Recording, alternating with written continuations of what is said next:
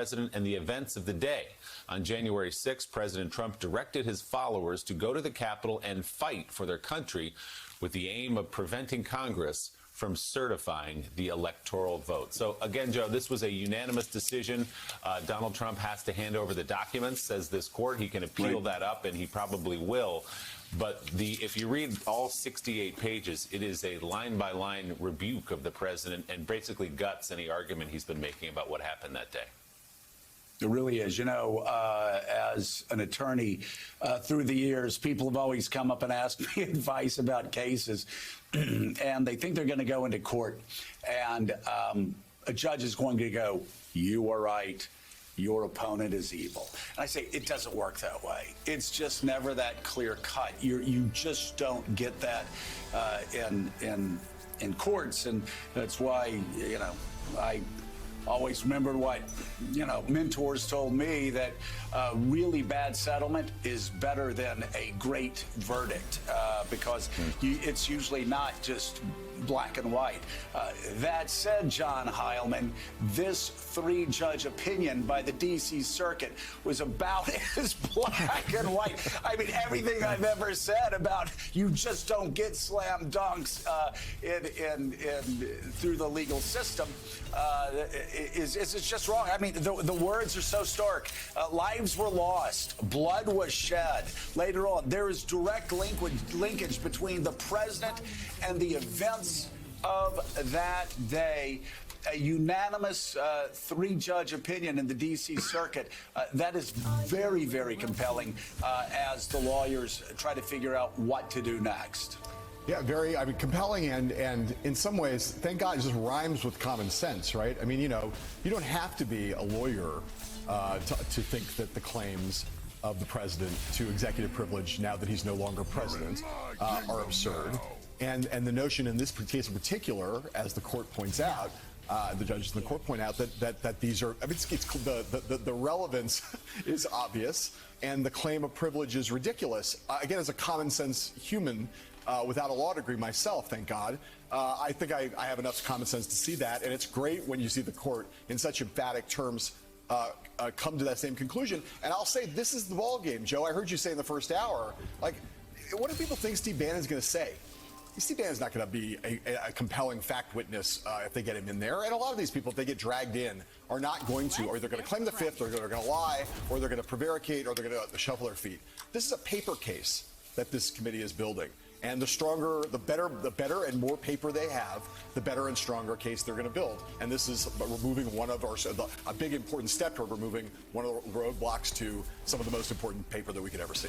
And you couldn't pass the bar. We don't have to worry about that. That's why I didn't try. Yeah. So Doris, we certainly know that there'll be an appeal here. We don't know that these documents will end up in the committee or they will see the light of day. But if they were, speak as a historian, this treasure trove that they could get their hands on. It's emails, it's phone records, it's contemporaneous notes from maybe not the president himself so much, but those around him. Tell us what kind of fuller picture it could paint, not just for the moment, but for the history books going forward. I mean, there's no question that documents are what historians look at for treasure, to give a story life. I think the most important thing that could happen is not just for the historians right now, but to bring that narrative of what happened on January 6th back to the public. I mistakenly thought after January 6th that a line would be drawn, that the event was so shocking that the majority of the people in the country were going to say, enough, we've got to heal ourselves, we've got to change something. And now it's faded from view, and there's an alternative narrative of what happened. But even at that time, I just keep remembering McConnell got before the Senate, and he said the president is practically and morally responsible for what happened. He incited them to do what they did. And he said that even then, once he was there and they were doing it, he was watching them, reports said, happily without stopping them when he was the only one who could. Maybe these papers and these diaries and these entries are going to make that story come to life. And stories are what influence people. Abraham Lincoln said, the reason he told so many stories was that stories, unlike facts and figures, have a beginning, a middle, and an end. So if this can fill out the story of what happened to January 6th, what happened way back in 1855 and 1856 was Charles Sumner was hit over the head with a cane by a Southern congressman. He was an anti-slavery senator from the North, Southern congressman coming against what he was doing. It so shocked the country that it happened in the Capitol. So you've got a metaphor for this thing happening in the Capitol, that the Republican Party then became much much stronger than it had been before. And that's what I thought was going to happen after January 6th, that people would pull away from the Republican Party. But instead, we've watched month after month, it fades into distance, and now it's back. So I think it's really, that's even more important than who's going to testify, who's going to be a witness now. It's let that story come back to life, and I think it could change public opinion and maybe even change the country. That's my optimism. If you know that this is a line that's been drawn, then you have to say we can't allow this to happen again. Hey, thanks so much for watching our YouTube channel. You can follow up on today's top stories and breaking news, or catch up on your favorite MSNBC shows all in one place. Download the NBC News app today.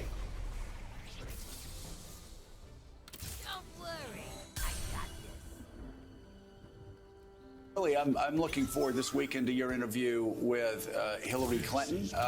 She's been talking about this masterclass she's going to be doing online. And of course, her detractors on the right have been attacking her, saying, oh, she lost. I don't want to hear about it. And I just sat there in bemusement thinking, this is exactly who you want to talk to. Anybody that's ever succeeded has had setbacks. From Abraham Lincoln to pick any sports star. And I'm just absolutely fascinated by her story and what she's going to tell. And you got to sit down and actually talk to her about it. Yeah, we talked about this masterclass she's giving on resilience. That's that online education platform that people can sign up for. But it turned into a conversation about so much more. We can talk about the would-be victory speech that she gives in the masterclass, the speech she wanted to give on the election night 2016 and never did, of course. But we talked about a lot more. She has some advice from Democrats. And, Joe, she talked about Republicans, many of whom she served with in the United States Senate, had good feelings about, had worked with, maybe disagreed with, but thought they shared something in common until Donald Trump came along and she started asking herself what happened to them. Here's Hillary Clinton. This guy has no basis at all in law or fact. There's not a single credible piece of evidence. He does not care. He wants to destroy this country's institutions. And sadly, the Republican Party has gone along with him. And for the life of me, people who I knew, that I served with, who fall in line on the outrageous accusations they make, whether it's against Dr. Tony Fauci or pretending that what happened on January 6th wasn't an insurrection. Honestly, they have hung their spines up on the wall as they walk into their offices. They have no conscience, they have no spine. And we are seeing the results of a party that has been taken over by a demagogue. And we know from history that's not good news. That's scary news. And we have to do much more than we're doing now to fight back against this very organized effort to undermine our elections, to put into place laws and regulations that are contrary to fair process, to fair voting. And I worry that still too many people are like, oh, it can't be that bad, or it can't go that far. It's a failure of imagination. And I wrote after January 6th that one of the findings after 9/11 by the 9/11 Commission was a failure of imagination. After January 6th, I think it still is a failure of imagination that the Congress, through its committees in the House particularly, are trying to get to the bottom of what happened. There is no sense of duty or honor on the part of many of the people that worked for Trump. They don't want to cooperate. Probably they're complicitous in some way, and they don't want that to be proven. But I am very worried, and it didn't end with his defeat. And, it's a time to decide whether we're going to be a grown-up country or not. Are we going to give in to all of this, all these lies and this disinformation and this organized effort to undermine our rule of law and our institutions, or are we going to stand up to it? You know, it is a time for choosing, Willie. Those are some important comments. And for those listening to Hillary Clinton talking about her former Republican colleagues and saying, well, she's just a Democrat and they've been at odds for some time. I, of course, as you know, I've had the same experience with many people who were close friends, who I was in the political bunker with throughout the 1990s and into the early 2000s. People that I knew, friends with families who were just unrecognizable now. People of principle who pushed so many of those principles aside when Donald Trump came into town. And it is without a doubt. I was going to say it was the most confounding thing I've seen in my political life. I think it's the most confounding thing I've seen in my life. Period.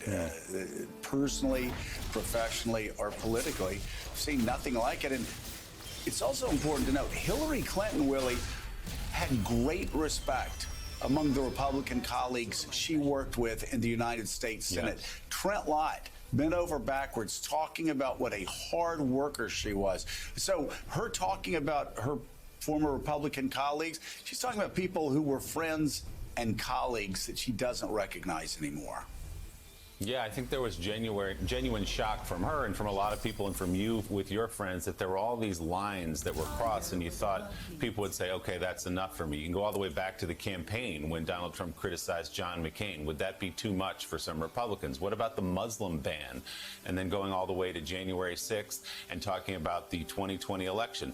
Those were lines that were crossed, and Republicans, even if they criticized them briefly, always fell back in line. And I think that's part of what surprised Hillary Clinton about people like, frankly, Lindsey Graham and others that she worked very closely with as a senator. She also, Joe, talked about Democrats, though. We got to talking about what happened in Virginia. She had some thoughts about how Democrats need to run if they want to hold on to Congress in 2022 and hold on to the White House in 2024 and not just focus on some of those deep blue issues that many Democrats seem to talk about most. Here's what she said. I think that it is a time for some, careful thinking about what wins elections, and not just in deep blue districts where a Democrat and a liberal Democrat or so-called progressive Democrat is going to win.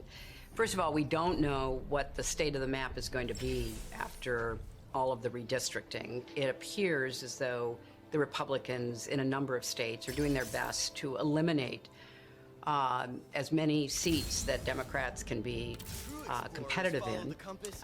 And so we've got to be very clear-eyed about what it's going to take to hold the House and the Senate in 2022. I understand why people want to argue for their priorities. That's what they believe they were elected to do. But at the end of the day, nothing is going to get done if you don't have a Democratic majority in the House and the Senate. And our majority comes from people who win in much more difficult districts. And our majority in the Senate comes from people who can win in not just blue states and hold those wins, as we saw didn't happen in Virginia, but can win in more purplish states. So, look, I'm all about having vigorous debate. I think it's good, and it gives people a chance to be part of the process. But at the end of the day, it means nothing if we don't have a Congress that will get things done, and we don't have a White House that we can count on to be sane and sober and stable and productive. Claire, I suspect you can relate to some of those comments, having to run and win in exactly the kind of place she's talking about. Hard places for Democrats to win. I think she's also obliquely referring to people like Kyrsten Sinema and Joe Manchin. You say, well, you can criticize Joe Manchin all you want, but if he doesn't win in West Virginia, then we don't have the Senate. Yeah, Hillary Clinton pointing this out is really, really a big deal. And I hope that the progressive wing of my party takes it to heart. The power comes from a majority. The majority comes from the middle, because we're not talking about places that are bright blue. We're talking about places where they do care whether or not parents feel like they have any control over their child's school. forget about what specifically they're teaching. It's about understanding that in these times, parents, and a lot of these parents in the suburbs, women, mothers in the suburbs, came to Joe Biden because he was the candidate of the middle, not that he was the candidate of the extreme. And if we don't get that, if we spend all our time talking about the things that bright blue places want to focus on and not on the things that moderates want to hear, we are not going to hold the majority. And Mitch McConnell and either Speaker Donald Trump or Speaker Kevin McCarthy will completely blow up the last 2 years of Biden administration. And the things we really care about could really go by the wayside. God forbid that Donald Trump get reelected to another term as president. So, Claire, listening to Hillary Clinton speak about where you have to win in districts that are difficult to win in. You've got to win in states like Missouri, like you did, states like Arkansas, like Bill Clinton did. That's the key. It reminds me of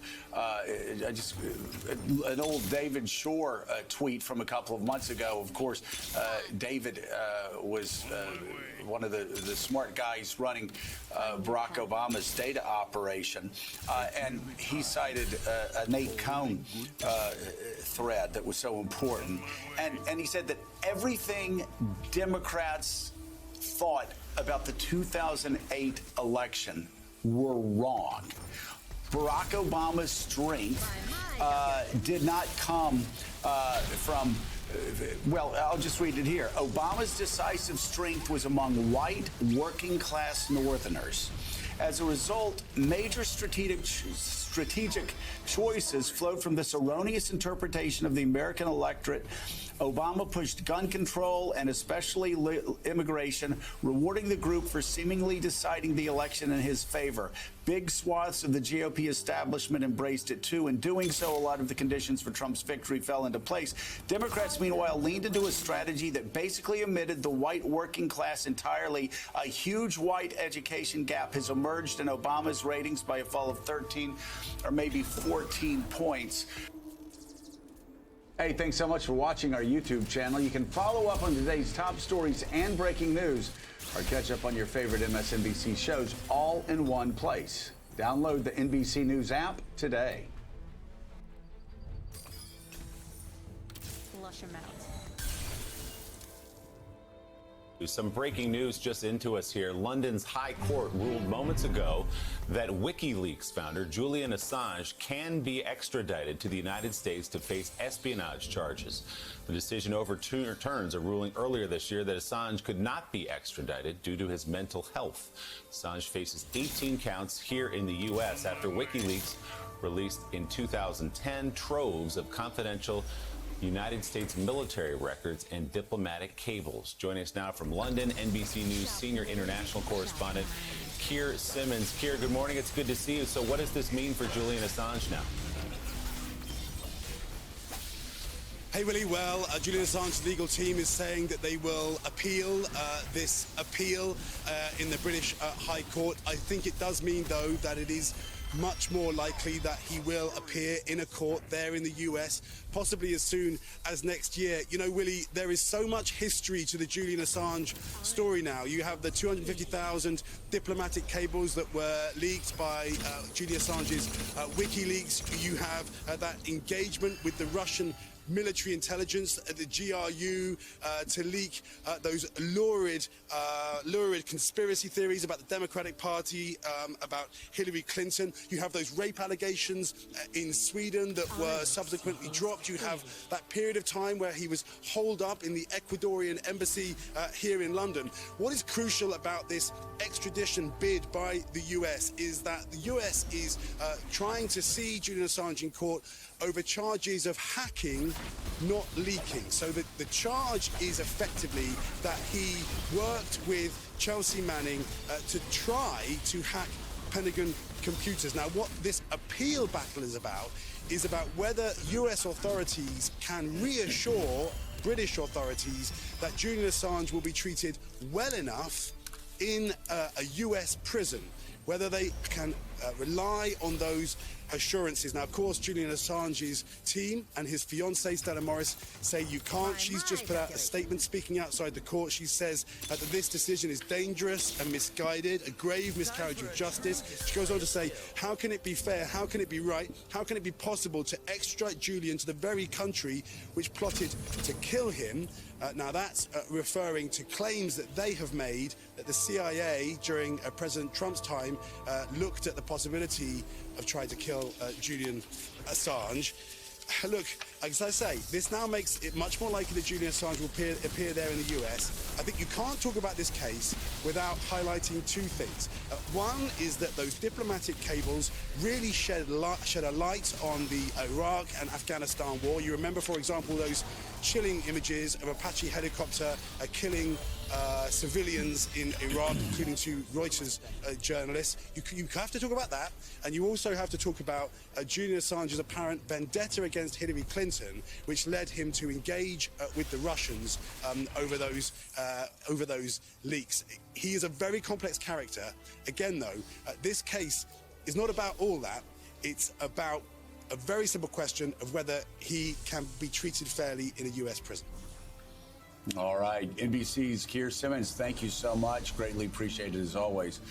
Claire McCaskill, there is a lot of smoke surrounding Julian Assange. Of course, there were the charges in Sweden that were subsequently dropped. There is the hacking and his vendetta against Hillary Clinton.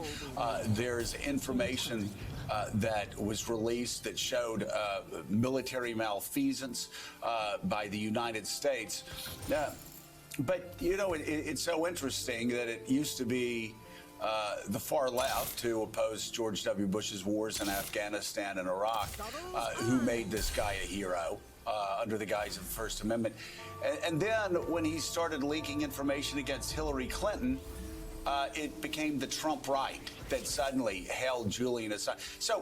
But let's just forget the politics of this. As a prosecutor, you're given this case, and you've got a guy who's stolen thousands of documents, pages of highly classified national security documents, release them to the world, and in so doing, put the lives of U.S. troops, of people who were working with the United States, allies, collaborators in war zones, in the gravest of danger.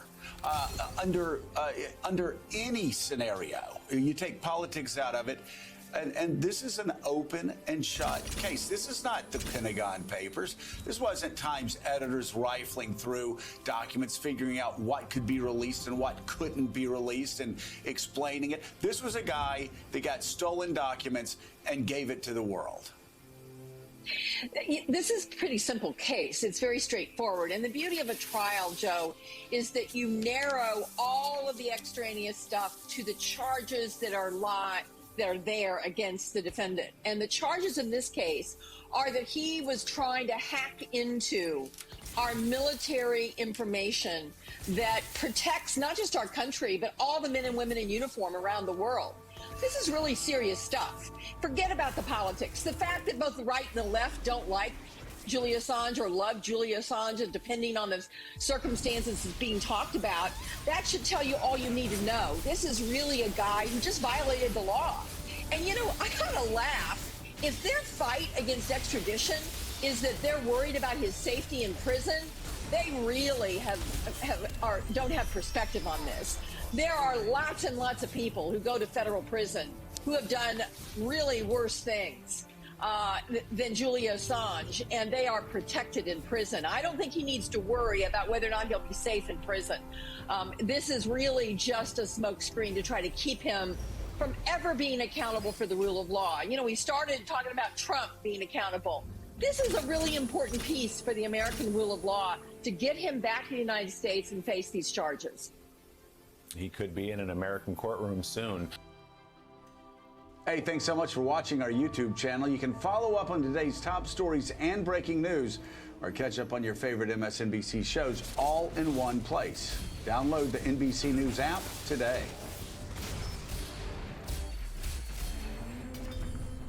Violence is a means to an end. So what he's talking about is the latest Monmouth University poll. 14% list inflation as the biggest worry for their family. That's slightly less than a number of people who list COVID-19 and paying everyday bills as their top concerns. Now, in a separate poll from the Wall Street Journal, 10% of Americans also say inflation is the most important issue for government to address behind immigration and the economy. And you notice COVID not even in there. Yeah.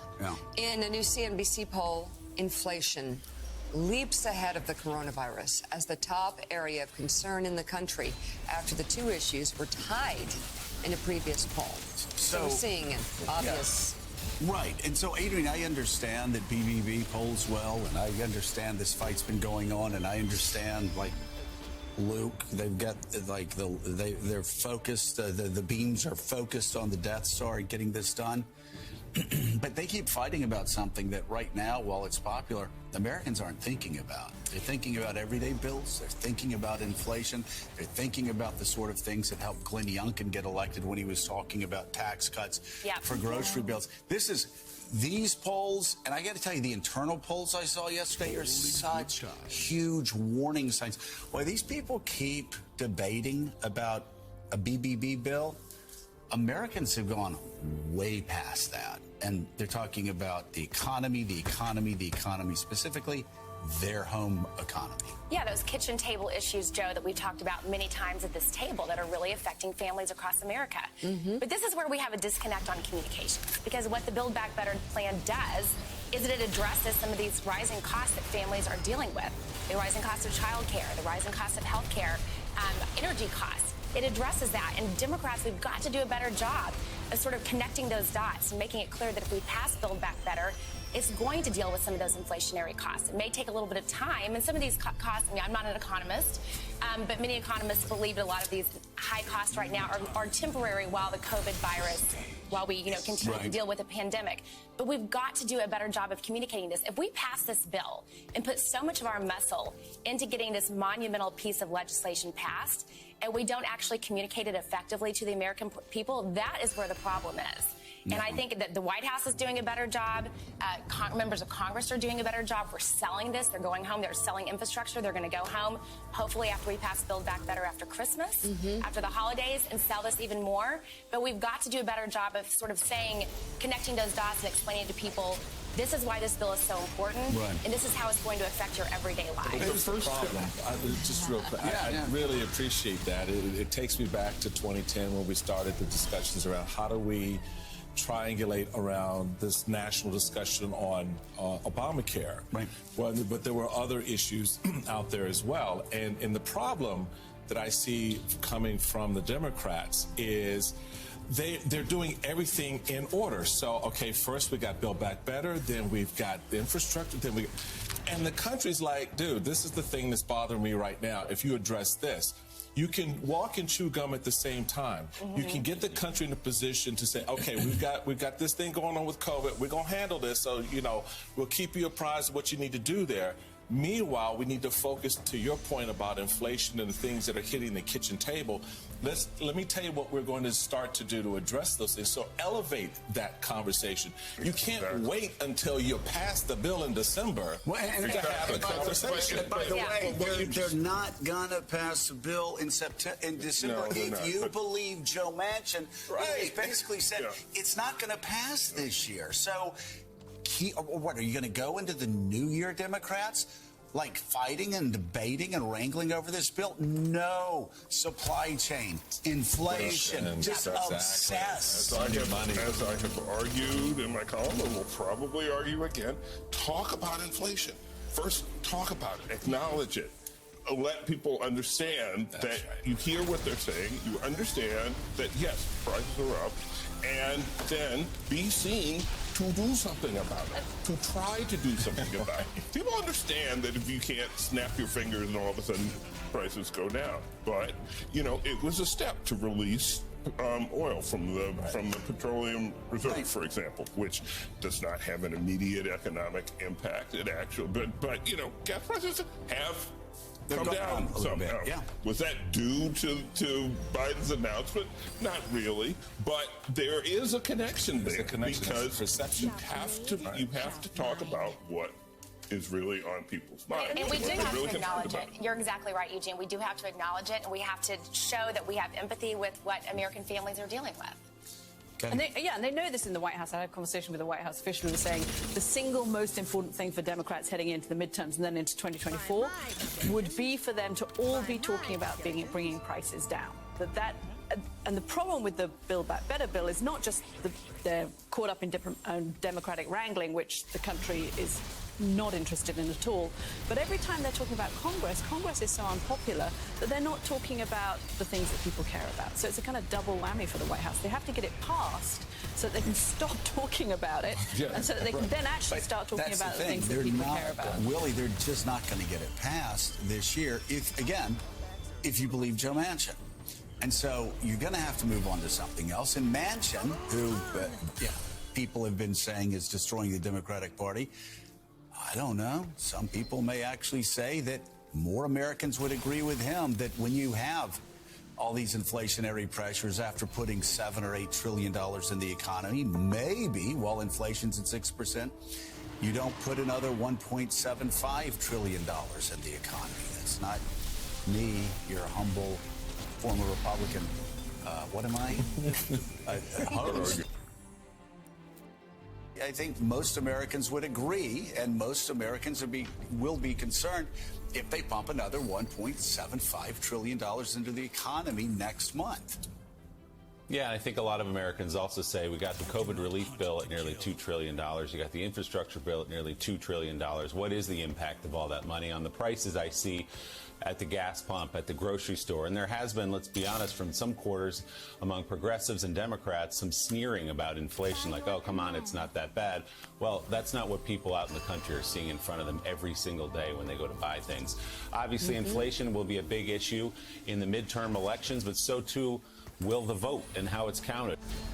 A conservative group in Wisconsin, has found no evidence of widespread voter fraud in the state during last year's presidential election.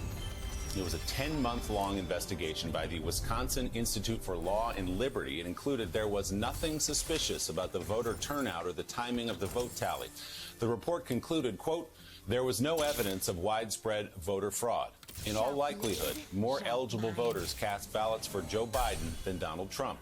The group also found all of the voting machines operated properly. Former President Trump had alleged widespread fraud, of course, in the key swing state without evidence and pushed for an audit. So, Joe, we're still talking 10 months on about these elections, but it's important because of what Donald Trump and some Republicans and at the state level they are trying to do about the next election and the one after that. Yeah, the stupidity, just the stupidity that's still out there. That's being fueled by stupidity among politicians. Michael Still, how many recounts in Georgia? How many recounts in Michigan? How many recounts in Arizona? How many recounts everywhere? Now we have another recount in Wisconsin. Ron Johnson admitted like a month and a half ago, it wasn't voting machines. It was Donald Trump. You talk to Republicans, you talk to Republican pollsters, they'll say, what? Speaking of, what was the one thing that didn't go along with everything else? Donald Trump. Like, everybody liked Republicans in 2020. Everybody wanted to vote for Republicans in 2020 far more than they expected. Your places like Wisconsin. But it's Donald Trump. It's like Ron Johnson said. Our state legislative candidates won by 55,000. Our federal candidates won by 55,000. Donald Trump lost by X number of votes. Across the board, Donald Trump. These elections weren't rigged, and we keep hearing it time and time again from conservatives. You do, but here's the rub on that. It doesn't matter. Because the echo chamber inside the GOP right now is driven primarily by Donald Trump still. So you're not going to have Ron Johnson and other leaders either in the state of Wisconsin or nationally step up and go, okay, that's it. They're just not going to cut it off because there is no there in cutting off. There's no opportunity to move you beyond Trump because Trump comes back on the other side. His base rises up. and that narrative just takes hold again. Why? So how do you break that? How do you break that? Well, you kind of can't when it's going into future because the elections. leadership doesn't stand up and go, y'all just need to stop doing stupid and be quiet on this. There's enough evidence out here now after a year of looking at these elections from Wisconsin to Pennsylvania to Arizona. They know it. But, Joe, you talk to them, I talk to them, and what do they say? Well, you know, I just can't say anything publicly. Right. Well, then why are you in the job? Well, right. I mean, so the reality for the party is you don't get beyond stupid if you're stuck with stupid leaders. Speaking of, You're beyond terrified. This is not about being scared. I don't know what you're scared of at this point. You got elected to the job. You value the role you have as an elected official because it's not just representing. When you take that oath of office, you know this, I know this. Having taken the oath of office, you represent everyone. You don't represent a narrow constituency. No matter how much they scream at you,